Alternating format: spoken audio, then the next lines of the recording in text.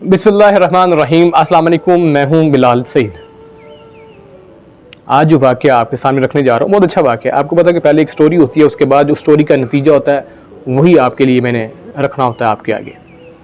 तो video start करने से पहले आपसे रिक्वेस्ट है कि मेरे चैनल को सब्सक्राइब कर लें, बेल आइकन को ज़रूर क्लिक करें ताकि नई आने वाली वीडियो का नोटिफिकेशन आपको मिल सके। चलते हैं अपने वाक़े की तरफ। एक मौलाना साहब किसी देहात के अंदर ख़िताब कर रहे होते हैं और अपने ख़िताब के अंदर ये बात फरमा रहे होते हैं कि कोई भी काम शुरू करने से पहले जो अल्लाह का नाम लेता है अल्लाह पाक उसके साथ हो जाता है। मतलब कोई भी काम शुरू करने से पहले बिस्मिल्लाहिर्रहमानिर्रहीम पढ़ता है, अल्लाह पाक उसके साथ हो जाता है। बेशक ऐसे ही है। एक देहाती वो ये बात सुन रहा था।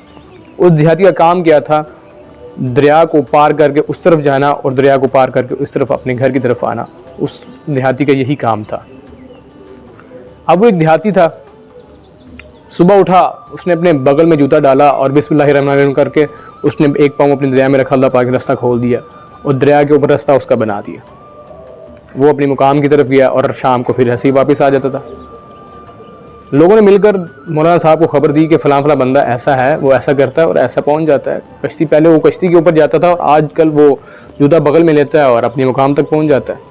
मौलाना साहब ने खुद मनाजिर वो अपनी आँखों से देखे और शाम को जब वो देहाती वापस आता है तो मौलाना साहब उसको मिलने जाते हैं और पूछते हैं कि तुम क्या कामिल हो, कामिल पीर हो या अल्लाह के वली हो? उसने कहा मैं कुछ भी नहीं हूँ, मैंने सिर्फ तुम्हारी एक बात सुनी, बस उस बात पर अमल किया और मैं आज इस मुकाम पे हूँ, या मैं आज ऐसे करता हूँ और मैं उस अपने मुकाम पे पहुँच जाता हूँ। तुमने तो मेरा आसान काम कर दिया। उस देहाती ने मौलाना साहब को कहा कि मेरा काम बहुत आसान हो गया, कश्ती वाला काम ख़त्म, बस जूता बगल में लिया और बिस्मिल्लाहिर्रहमानिर्रहीम पढ़ा और बस अपने रास्ते पे चल दिया और रास्ता अल्लाह पाक खुद बनाता रहता है। तो मौलाना साहब ने क्या खूब बात उस वक्त कही कि बात करने वाला रह गया पीछे और बात सुनने वाला मतलब देहाती अमल भी कर गया और उसका यकीन भी पुख्ता हो गया। कैसा यकीन था उसका, बिस्मिल्लाहिर्रहमानिर्रहीम पढ़ी और अल्लाह पाक ने रास्ते बना दिए। आज हम कहाँ हैं? हर कोई इंसान जानता है कि वो कितना पानी में है और कितना वो पानी के बाहर है। हर इंसान जानता है। तो ये दुनिया एक फ़ानी है। ये दुनिया का दूसरा जो नाम है वो आजमाइश है। आज हम बहुत सारी परेशानी में डूबे पड़े हैं, बहुत सारे मामलात में डूबे पड़े हैं। उसकी वजह यही है कि हम अल्लाह पाक से दूर हैं, हम अल्लाह पाक पर यकीन नहीं करते। आज आप किसी के पास भी बैठ जाएं, हर कोई यही समझता है कि मैं बहुत बड़ा आलिम हूँ, मैं बहुत बड़ा मुफ्ती हूँ, चाहे वो कुछ भी नहीं है, लेकिन बातें ऐसे ऐसे वो कर देता है कि वो ये कि दूसरों को ये फील करवाता है कि शायद मुझसे बड़ा कोई इल्म वाला नहीं है, मुझसे बड़ा कोई सियासतदान नहीं है। लेकिन अमल कुछ भी नहीं है। ज़िंदगी के अंदर कोई अमल नहीं है। ज़िंदगी में कोई ऐसा काम नहीं वो करते जो अल्लाह पाक के करीब करता हो उसे। किसी बुजुर्ग ने बड़ी खूबसूरत बात की है, खुशी में इंसान सोता है और गमी में इंसान जागता है।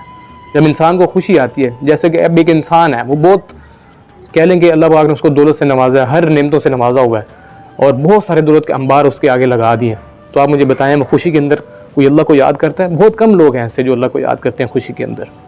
और गम जब आ जाता है, कोई मुसीबत जब आ जाती है, कोई परेशानी आ जाती है, तो सूरह यासीन पढ़ना और नफलें और सारे नमाज़ों को भी पाबंदी के साथ पढ़ना, तो हम तब अल्लाह को याद करते हैं जब हम गम में होते हैं। तो अल्लाह को तब भी याद करना चाहिए जब हम खुशी महसूस कर रहे होते हैं। 3 मकामात आते हैं इंसान की ज़िंदगी के अंदर। एक मकाम होता है जिसमें ये है कि अल्लाह को जो मानता है, दूसरा यही है जो अल्लाह की मानता है, और तीसरा ये मकामात है जिनकी अल्लाह मानता है। बहुत पॉइंट बात है तीसरा वाला, जो जिनकी अल्लाह मानता है। तो इल्हाम इकबाल का एक बड़ा खूबसूरत शेर है, उन्होंने जो लिखा है,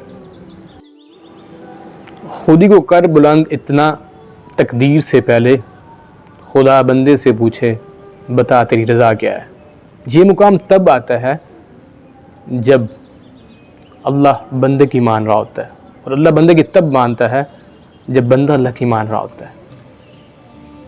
तो बस अल्लाह पाक से यही दुआ है कि अल्लाह पाक हमें अमल के साथ यकीन भी पैदा करने की तौफीक दे। हम आज ही कहते हैं कि नमाज़ पढ़ लो ये फ़ायदे हैं, फ़लाँ कर लो ये फ़ायदे हैं, खुद नमाज नहीं पढ़ते, खुद अमल नहीं करते, खुद अल्लाह पे यकीन नहीं रखते, लेकिन बातें ऐसे कर लेते हैं जैसे कि हमारे से ज़्यादा कोई यकीन करने वाला नहीं है, हमारे से ज़्यादा कोई अमल करने वाला नहीं है। हमारे आने वाली जो नस्ल है उसके ऊपर यकीन और अमल का अल्लाह पाक अपना करम फरमाए बहुत हालात आगे बहुत टाइट आ रहे हैं, बहुत हालात ख़राब से ख़राब तर होते जा रहे हैं। तो अपनी औलाद को बहुत अच्छी तरबियत दो इस मामले में।